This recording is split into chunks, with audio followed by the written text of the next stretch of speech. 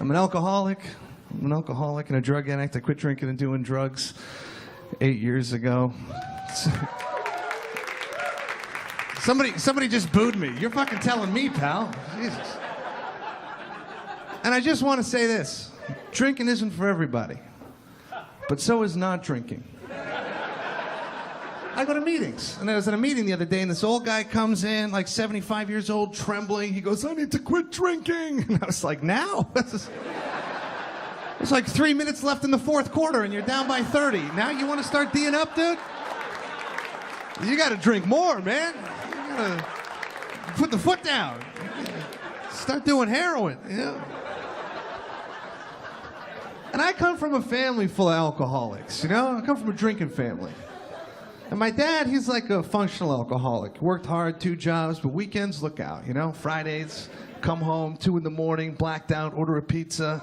Pizza would get there, he'd throw a slice in someone's face. And go to bed, like, fun, you know? We'd wake up the next morning, he'd be like, who ordered the pizza? We'd be like, Dad, stop it. You know? I was a maniac when I drank. I take after my mother. I used to black out all the time. I black out. I woke up in jail. I woke up in the hospital. I woke up in the middle of a fight with a bouncer 2 seconds before he broke my nose. Do you know what it's like to wake up in the middle of a fight? It's terrifying, man. One time, I blacked out, woke up making out with a hot chick, blacked back out, woke up 4 hours later eating out a fat chick. And I finished the job. That's a good story. Yeah, we got some old school dudes in the back. They know fine dining.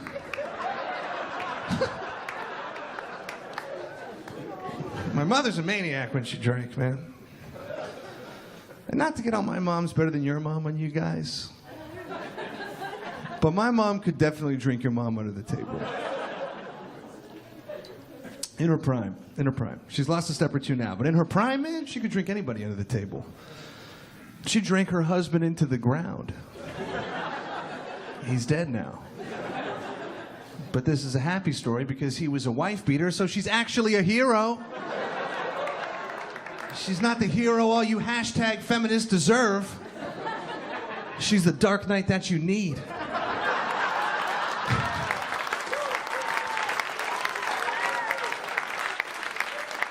$50 years old. 50 years old. Her husband died. Cirrhosis of the liver. Terrible. He was in the bathroom, shit his pants. Just, that was it. EMTs come, load him up on the gurney. And before he died, they're wheeling him out. And they push him past my mom. And he looks at my mom and he goes, am I going to die? And my mom looks at him and goes, probably. Probably? Are you fucking Clint Eastwood? Is this the end of Unforgiven? Probably? But she didn't know he was gonna die, man, you know? And she felt bad about it. A week after he died, she called me, she goes, John, I didn't know I wasn't gonna see him again. And I was like, I know, Ma. And she goes, he wasn't all bad, John. I go, Mom, if it makes you feel any better, I thought it was hilarious. And she laughed a little bit. 2 months later, she found out he stopped paying on his life insurance policy 5 months before he died.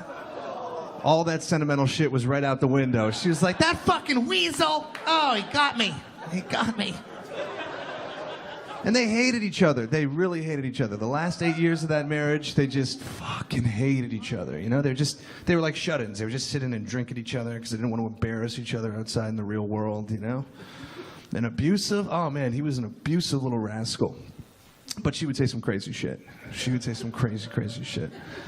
I remember one time we were all over there Christmas time drinking like a family. Me, my brother, my mother and her husband. And for the first hour and a half, it's Christmas. Everything's great, you know? First 4 drinks, my mom's all jovial. It's like, oh, son, honey, do you need something to eat? You look thin. Come on, you know, get a little more in you. And somewhere between that 4th and 5th drink, like a light switch flipped, you know? The possession began. Her voice dropped a couple of octaves. It's like, ugh. And she looked down at the end of the table at her husband and she went, I can't remember the last time you touched me, you limp dick faggot. Not a direct quote. Not a direct quote. I'm paraphrasing a little bit, but the words limp dick and faggot were definitely in there. Like, how do you tell your mom she's got to work on her pillow talk at Christmas, right? It's just like... Now, I'm a dude that's of the mind that a man should never hit a woman, right? And of course, like I feel stupid even saying it, but it's the setup. So, especially when that woman is my mother. But ladies, you have to realize, if you say something as crazy as I can't remember the last time you touched me, you limp dick faggot, the odds of you getting hit goes up exponentially. You throw a little Bacardi on that fire, it's even money, right? That's why when I saw that Ray Rice video, I was like, I gotta hear some audio before I can pass any final judgment.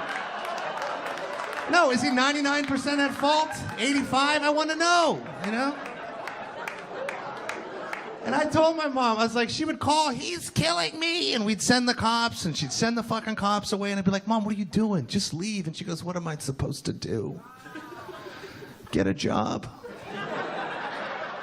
No, I'm telling you, my mom would rather get hit one day a week than have to suit up and go to work for 5. She's like, well, Sundays are rough, but I get to sleep in Monday mornings, so it's all good. Guys, I had so much fun, man. My name is John Moses. Thank you very much.